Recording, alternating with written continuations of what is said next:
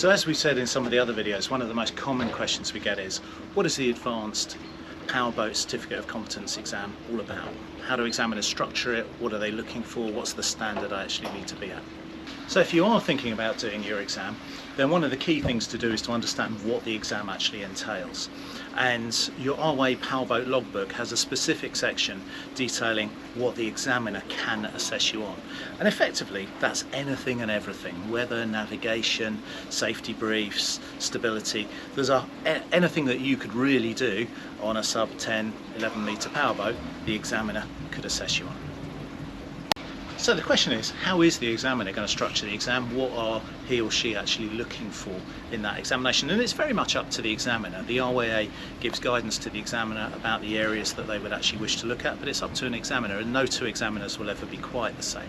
All I can do in this video is give you an idea how I, for the last however many years I've been an examiner, how I examine, how I try to structure my exams, and what I'm actually looking for in the people I examine. So one of the first things to understand is that the exam realistically is a pass-fail outcome. Pass, and the examiner's effectively recommending you to the RYA as someone that they should award the Advanced Powerboat Certificate of Competence to. If the person is unsuccessful, then the examiner will put together some notes that help you to understand what areas you can actually improve on. And it's important to understand that not being successful on a first sitting of that exam, it's not the end of the world. Many very, very competent skippers don't get through on their first attempt, and it's a really good way for them to understand the areas they actually need to improve. As we talked about in one of our other videos, we talked about the standard you need to be to come into the exam, and it's really important that you're at that standard, because otherwise you're just making your life a whole lot more difficult before you come into the exam. So what's the way I seek to structure it? So I can examine up to 3 people, and I would typically be examining them on a rib of up to sort of somewhere in the sort of 7 to 9 metre sort of range. That's the typical craft that we're going to be examining on. And the first thing I do is I want to sit down and actually put people at their ease. I want to understand a bit about you and your boating, the places you've been, the things you've done, why you're actually looking to undertake your exam. Because for me as an examiner, my job isn't to make your life difficult, to catch you out, to trick you. It's to give you the opportunity to show your competence to me as the examiner. So after learning a little bit more about you, then I really want to make sure that the paperwork's done. I want to make sure all of the paperwork's filled in and done such that when we come back off the water late that evening, that's not something we need to get involved in. And actually, it's really helpful for the examiner if you get all that done with the school that you're actually doing the exam through before the examiner arrives. There's nothing an examiner likes more than really nice, neatly completed paperwork with everything ticked off, because it saves him or her some time on the examination. It means they can just focus on getting afloat and giving you the opportunity to, as I say, evidence that competence, that capability you have. So the way I approach things is, I'm sure that the place you're most happy is generally being on the water. So we actually wander down to the boat, and given that the majority of Advanced Powerboat Certificate of Competence type candidates are going to be getting out in a rib post-qualification, then what I'd like you to do generally is to undertake a safety brief for me, to give me your understanding of the life-saving appliances and the other equipment that's on board the rib. There's no set structure for that, and I'm more than happy personally if you actually do a typed up safety brief that you've prepared. I would be a bit devastated if I got a flight to Europe and the pilot hadn't done a typed up safety brief that he or she was reading through. So if you do one on a boat, that's got to be a good thing, hasn't it? In today's world, actually having that written down that you follow. Yes, you might get some questions on it, but that actually just evidences that you've actually thought about it and you understand what you're actually talking about. So in terms of the safety brief, obviously I want someone to be going through all of the relevant life-saving appliances that are on board, and to brief them at a level appropriate to what we're doing. So it may well be that I've tasked you, we're going out on a rib treasure hunt today, or a rib trip down the coast, and I would generally say to the person, you've got no crew, or I would say you have got crew, because under MGN 280 the requirements in terms of the safety brief you give differ whether you have your own crew or whether you're operating single-handed. So I tend to work on the basis that the skipper's operating single-handed. That's something, if that doesn't make any sense to you in terms of what I'm talking about there, you need to look into MGN 280 and the requirements in terms of safety briefs. So you go through the safety equipment on the boat and be prepared for questions. You might say, here are the flares, and that's something we issue distress with. Well, I'll be probably asking you to take them out and explain how you actually deploy those flares. If you open up those flares and that's the first time you've seen those flares on that boat you're doing your exam, I'm sort of slightly scratching my head because I'm wondering why you haven't actually got them out before. Now, it's not something you're going to fail an exam for, but it might start to sort of aggregate and put in my little sort of mini little concern pile in terms of why haven't you actually looked at the flares. Ditto in terms of the life raft. If you're slightly unsure about how you deploy that life raft, well, why? Surely you should understand the hydrostatic release and the system for actually a manual deployment of that life raft. Ditto the VHF radio and how you would send a DSC distress alert and the voice follow-up, and maybe even if the voice card isn't on the console, where that is in terms of the Mayday message within the boat. So make sure you're all over the safety brief. We'd then head afloat and I'd get you to undertake a series of tasks. That would be maybe approaching a mooring buoy, coming up to a series of pontoons, be they long straight pontoons and giving you a very specific place to come alongside, or into finger berths, and inevitably an examiner is going to choose the more challenging finger berths or pontoons where there's wind or tide off to just create a challenge for you. What I make sure I do, and again it's up to each examiner, but I give each student exactly the same manoeuvres to do. So it may well be that person one's gone first on this and then person 2 or 3 can sit there watching, but actually on the next task it would be person 2 that goes first, just to make it entirely fair. So you need to make sure that you can handle that boat in any conditions of wind or tide, and really are very much at one with it. There's no expectation of perfection. I'm not a perfect boat driver. I don't get everything right every time. None of us do. But skippers need to know when something's not going quite right, not to push a bad position, to know when to stop and back away and go again. And that's absolutely fine. Although a repeated failure to achieve a task might start to actually cause an issue from an exam point of view. What we'd also of course do is a man overboard exercise. That could be as part of the night ex. I tend to do it as part of the day ex, but it sort of varies. And at some point the examiner is likely to deploy, or should really deploy, a man overboard dummy, and then expect you to manage your crew to respond appropriately to that, to get back to the casualty effectively and be able to recover that casualty into the boat, doing all of these sort of initial actions you would expect to do, such as pointing, such as distress, etc, etc. How you do that is up to you. Quite obviously there are 2 RYA trained methods, up into wind or side on drift down, and you know, whichever you choose of those is up to you really to actually undertake that task. It's just key really to make sure that your communication's really good, that you're managing the boat, and obviously you successfully get back to the casualty. Okay, so we've spent some time afloat, we've done some close quarter manoeuvres, we've approached mooring buoys, we've done a man overboard session, and at that stage I'm probably likely to actually bring you back into the classroom to the Ashore location we've actually got for the examination. And what I'll be looking to do at that stage is to do 2 things. One is to have a look at your theory and to see where you're at theory-wise, and also to put together what you need for a pilotage exercise for execution as the night ex, basically. So if we look at the theory side of things first, as I've already said, the level that you need to be at is Yachtmaster theory, and therefore an examiner is going to assess to that level. They're going to ask you questions that test your knowledge at that level. Now, quite clearly, they don't have the time to cover all of the areas that a Yachtmaster theory paper will cover, so they'll actually probe and test on areas, and it may well be their question on one area, and then your answer on that may lead to some questions related to that in other areas too. So don't expect them to cover the full syllabus, and they may use a written paper to test your knowledge, or they may do it verbally, and I do both. It just depends sometimes on the situation. In terms of specifics, let's drill down on some of the areas that I might seek to sort of throw you questions on. Vessel lights. Logically, I'm going to be giving you some examples of a vessel and asking you to tell me what vessel that actually is, whether it's a power-driven vessel, whether it's a sailing vessel, what size, what aspect, and whether it's doing anything, whether it's restricted ability to manoeuvre or constrained by draft and so on. So make sure you're on top of all of that sort of stuff, just as you would be from having done Yachtmaster theory. Looking at buoyage and lights, so highlighting areas on charts, pointing to a particular buoy and asking you to explain the light characteristics of that, and expecting you really to get those right, because realistically your night navigation is unlikely to be successful if you're not getting those sort of things right when you're actually looking at a chart. Collision regs, quite clearly, of which lights obviously forms part, but collision regs is going to be something an examiner probes on in depth. And they're going to expect you to get the right terminology, stand on, give way, to explain the situations, the hierarchy of vessels, and whilst you might get the odd little thing wrong, it really does need to be a tiny little thing you get wrong. You absolutely need to nail your coal regs, because that's really critical and basic stuff. Make sure you're also on top of restricted visibility as well, and how the collision regs change in a situation where restricted visibility is present.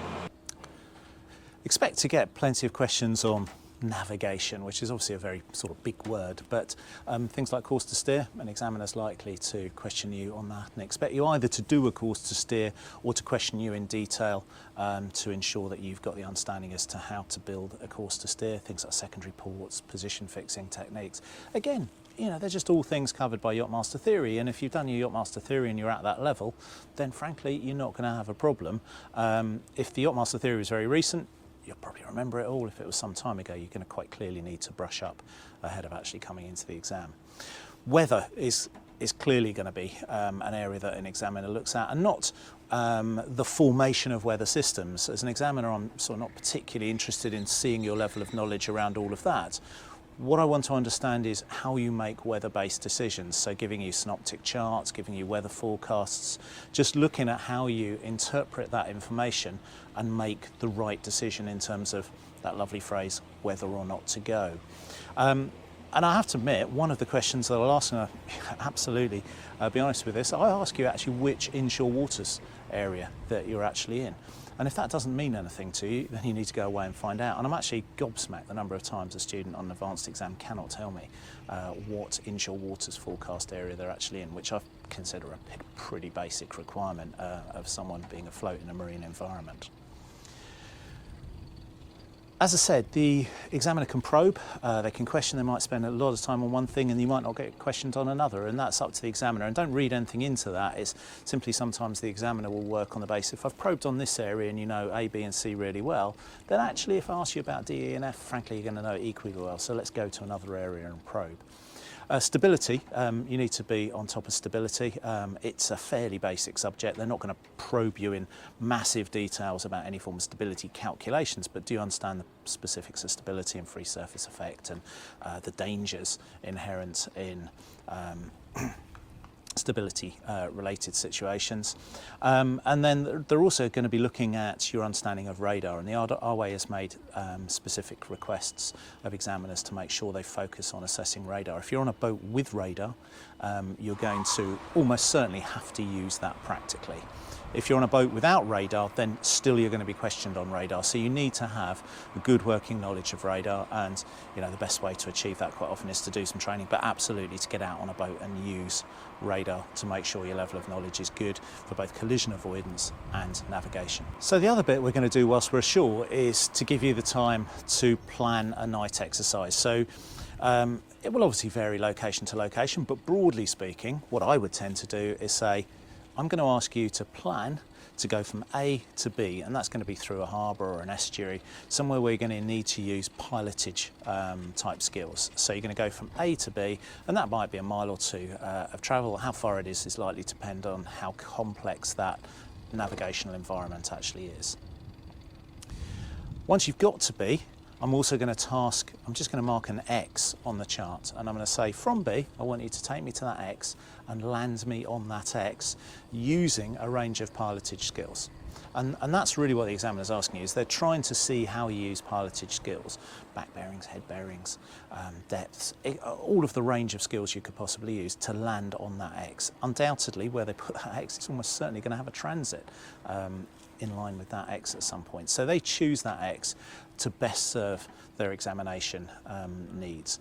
So what you need to do is to put together a robust pilotage plan to go from A to B, and also then to go from B to that X marks the spot, and generally from that X back to B, or from X to a C, and at C the next student can actually take over. How you execute that we'll come back to in a moment. In terms of that pilotage plan, one of the questions very commonly asked is, well, can I use a chart plotter? And absolutely, I very much expect you to have a chart plotter on and to actually use that, because frankly that's the way we navigate nowadays, isn't it? You know, everybody goes out there and navigates with a chart plotter.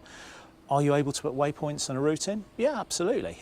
Because one of the challenges afloat for instructors sometimes is keeping good lookout whilst looking at a chart plotter, whilst managing the people they've actually got on board. So it's easy to think that actually adding waypoints and a route to a chart plotter makes life easy, but actually it's just another thing to actually look at. So it can create its own challenges. So no problem at all in terms of people using a chart plotter, and it's interesting to see as an examiner how someone seeks to use that resource. The only bit I don't let you use a chart plotter or a waypoint for is I don't let you put a waypoint on the X and just drive straight to that point. By all means, you could put one in to sort of make sure that you knew the latitude and longitude, and to make sure that you know when you said you were there, then afterwards it could actually be checked. But I wouldn't want you navigating to that X using simply a waypoint dumped on that point. Every examiner is different though, so you might find different people doing it in different ways. We'll come on to in a minute how we actually execute all of this, but at some point around all of this we might be fitting in some questions around other subjects if I've not sort of probed on particular areas, and that will lead us to a point where hopefully we have a break.